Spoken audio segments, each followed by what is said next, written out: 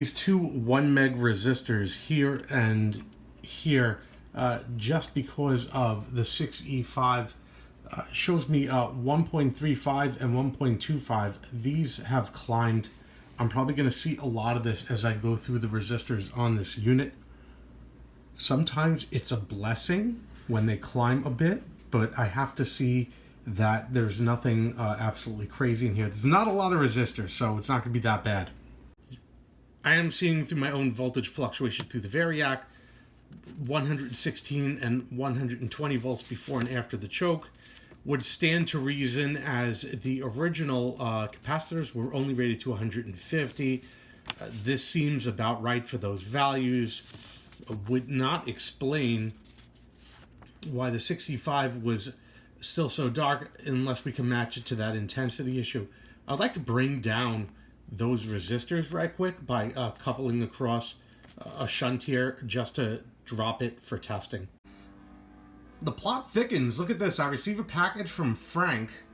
I hadn't opened it, but it looks like that mystery post that was on top of the phonograph, that the screw was found inside the case, is actually a post to wrap a wire, a long wire, around for an antenna. So I wasn't far off with that, which is what I got set up right now to the 331 alpha. I don't know what kind of antenna that serves, but yeah.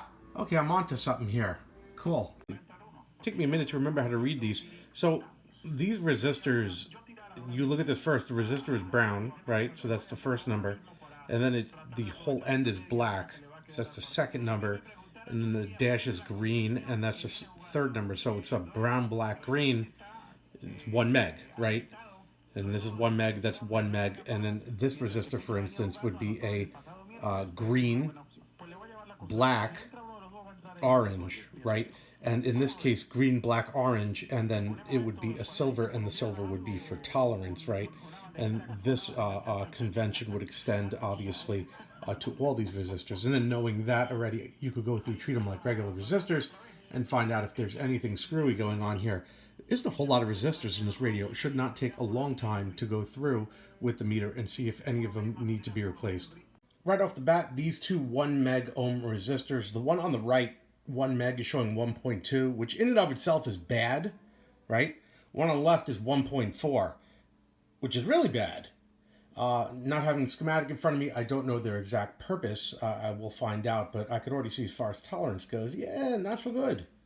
Picked up a new line cord for this unit, and I'll be installing this now. This other one is horrendously unsafe, and I think I've used about as much as I want to use from this thing. Clipped it out, and now I'm just going to unsolder it, solder the new one in, wrap that loop around that wire, and that'll conclude the replacement of the power cord. Okay, the power cord is now replaced. That is so much safer.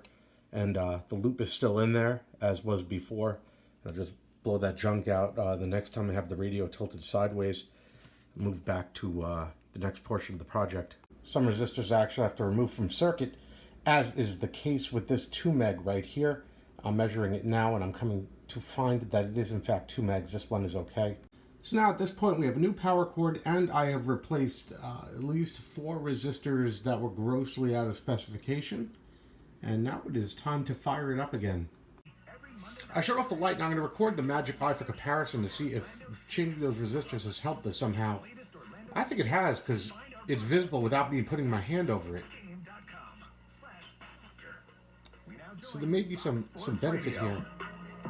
The Gate Apartments offer residents interior corridors with elevators and Gate Living.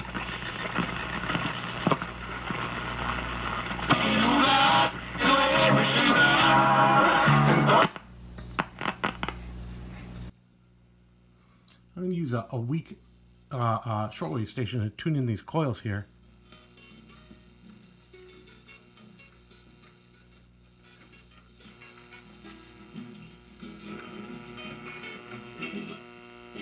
Thanks, Daniel. Always a fine job on Havana conference, Daniel Monter. Return to RHC Radio Havana, Cuba. It's time for our weekly program, heard every week at the same time and frequency with Barney Porter, science editor here at Radio Havana, Cuba. It's called Breakdown.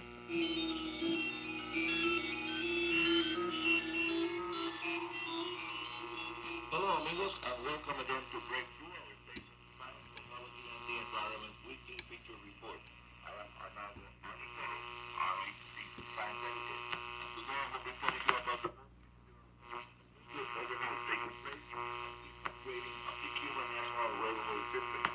Very important project designed to increase the use of railroad and transport. Most efficient means of saving energy and reducing pollution. Engineers in charge of the upgrading of our railway system are now implementing a project to protect railway crossings all along the country, especially at the national backbone high-speed line that extends all along the island of Cuba from Havana all the way to Santiago de Cuba. The lines are totally rebuilt and prepared to handle much heavier rolling stock, and they can achieve speeds never before possible in the past. New protection systems are being installed on the central railway line in Cuba, especially in the areas of between. Beautiful. You can just see it.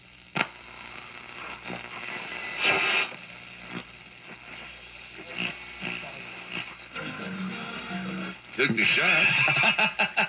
I thought it was out of my system. Who knows? The thing that bothers me with all of the PED excuses, there's one common excuse that is always brought up every single time We're gonna without get some fail. deoxit on Mexico and this. tainted meat? No, it's the... I've taken four.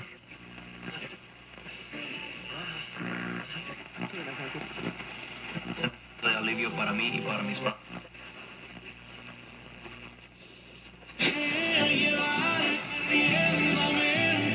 Sounds good. Let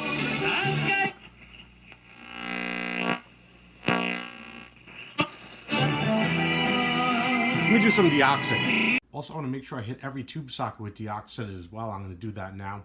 All of the tube sockets have been done. Everything got deoxit, all the knobs and everything. Going to fire it back up again. Cleaning everything out brought the shortwave to life here. It's working nicely. It's also getting later out. It's very hard to tune because all of those bands are stuck in this little area. Havana, Día del Carmen Ramírez Benítez. Deseamos todo lo mejor en la vida. Feliz cumpleaños.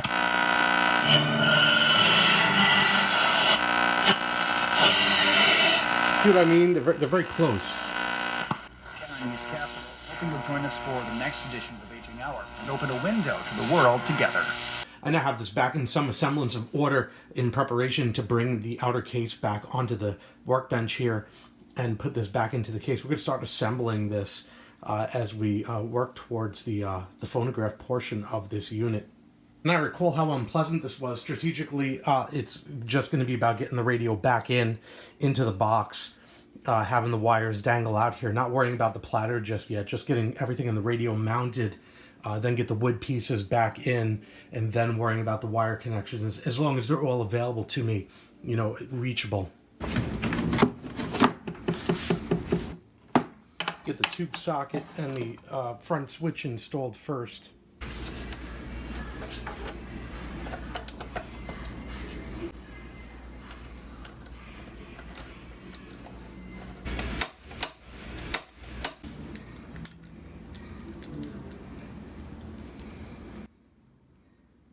I'm going to have to stop and turn it on because I have no way of knowing how the eye is adjusted, so I'm going to have to set up everything safely now. I've rotated about 90 degrees off, so I'm going to shut off the power to the variac, rotate it, turn it back on, check again. It's getting closer, it's almost there. There we go now. It's hard to see in the camera, but you can see that the magic eye is now centered.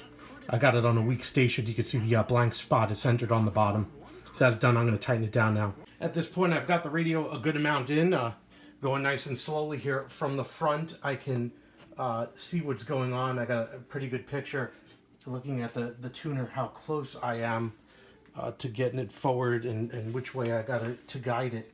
So I'm not totally in the dark here, but it's also not entirely easy either. There it is. It's coming into place now. So just a little bit more. I'll have it fully seated. And it is now fully seated. There we go. So now I can start putting the wood back on. I realized that there was a wooden board that went under here that seals the bottom of the radio. I did have to remove it from here again and screw that wooden board in, but now it is reassembled. I wanted to point that out. I'll screw these two wooden pieces in. That holds the radio back into position. And those wooden pieces are now back in on both sides, and the radio is now fully secure in this chassis. I'm going to put the knobs back on the front. This would probably be a good time to do a retest after that. So now we get an idea what this looks like fully assembled. I have no antenna connected right now, so there's nothing connected right now, so I don't expect it to pick up much. Yeah, but this is what it looks like. Everything's nice and insulated now. I don't dare push the phono switch yet because I don't know what I would electrocute doing there, but yeah, there we go.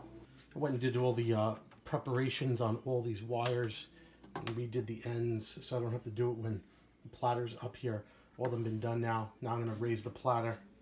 Only now do I realize that they were actually screw connectors. I made this a little harder on myself than I needed to. However, what I'm just going to do is I'm going to mark where they're located. I'm going to take them off one by one.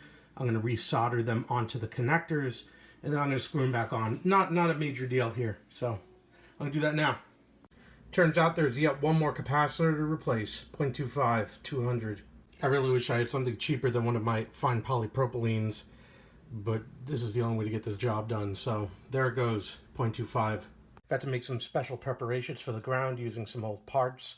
This will be soldered into the shield of the other cable like the one shown here. So now I have the first half of the connector put together. And now I've woven in that other piece of wire into the shield and then soldered that in. Now I have tip and ring, and that's done. You come to find this was actually very modular and easy to detach. I went about this all the wrong way. Not really a big deal again, but just wanted to point that out.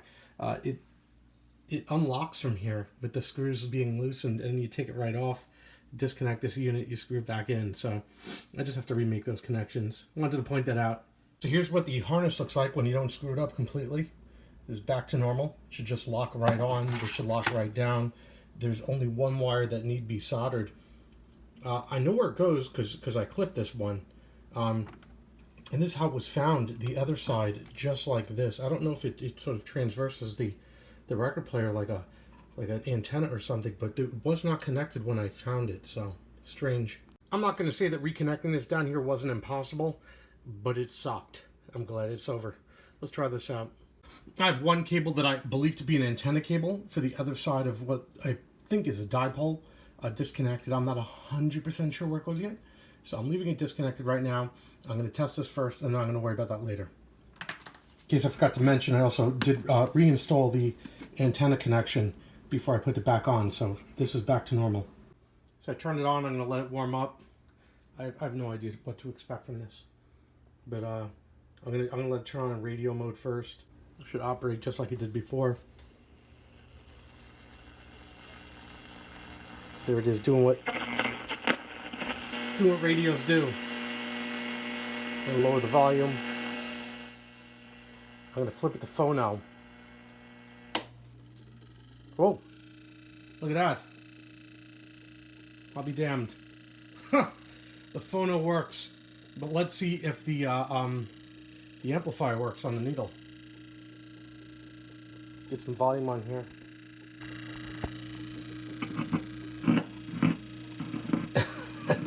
It does. Jesus Christ. This is a red letter day. So, yeah. Well, phono works. We're gonna have to test this bad boy out. We're gonna have to assemble it. I'm gonna connect that other antenna. I'll let this run a little bit. It hasn't run in a while. I'm just gonna let these bearings work their way through, and maybe lift it up and oil it one last time. But yeah, it has a governor, old style governor on it. So we're gonna check this out. You ready? So we're gonna adjust the governor faster.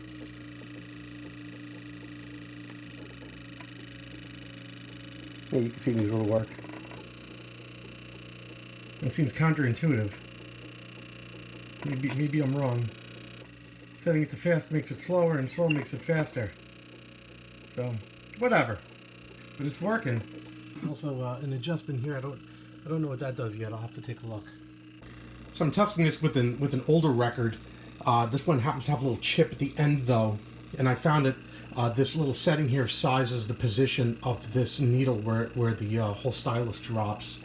And unfortunately, because of that, I'm not just be able to lock this thing down or just get stuck in there. So I'm going to have to ease this thing down as I do it. It's going to be just a little bit difficult, but I'm going to manage. I still think this design is dumb as a bucket of nails, but Here we go. And I know the speed's not going to be right, and I can't adjust the speed while the cover's closed. Right?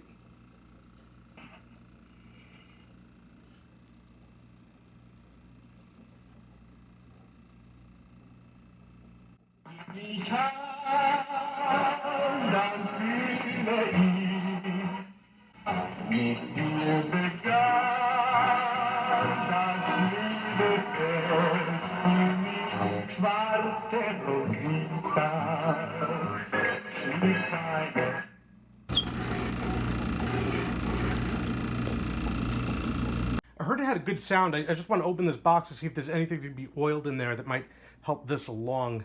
So we're going to do that now right quick.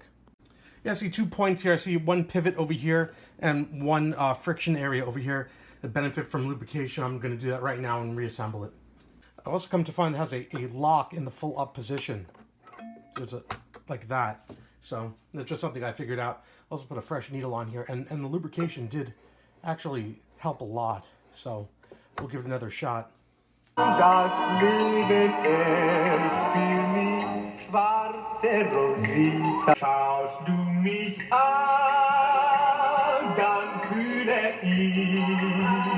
Working now. I don't know if that's slow or fast.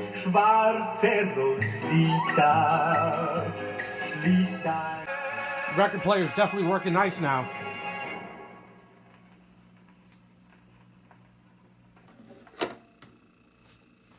Cool, I think I got everything. At this point, this video would usually end by me putting the cover back on here, saying some witty pun like case closed and thanks for watching and what have you, but I know that this can't happen this way.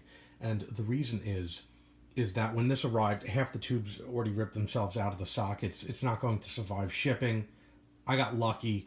I don't think that luck is going to last forever. So what I'm going to have to do is I'm going to have to pack this area here with something to hold all of the tubes in place and then close this, right?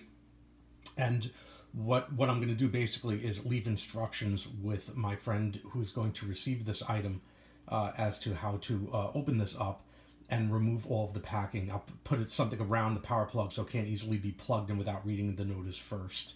So here it is, prepped for shipping. I've got the tone arm stylus is secured with a piece of wire. It's locked in the lock mechanism, but I've secured it anyway with a piece of wire. I've removed the needle. The outer cover is sitting here in this basket. I'm going to secure this down. This requires repair anyway. I don't do the kind of repair he can do that. The screws for it, however, are in place.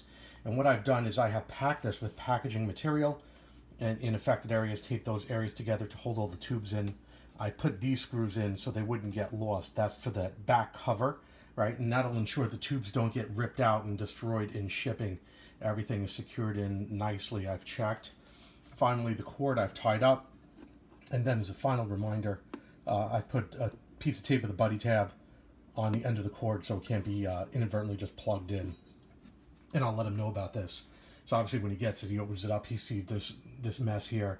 In order to carefully pull out all of this material, I made a list of how many separate items are in here to pull out, inspect everything, the location tubes, make sure everything's seated properly, and then he could start the unpacking process, put the cover back on with the 2 screws, and then he's good to go.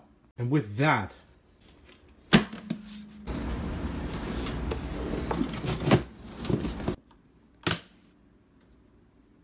case closed. And this concludes the repair of the Port-o-matic AM shortwave phonograph. I hope you found this video enjoyable. Thanks for watching.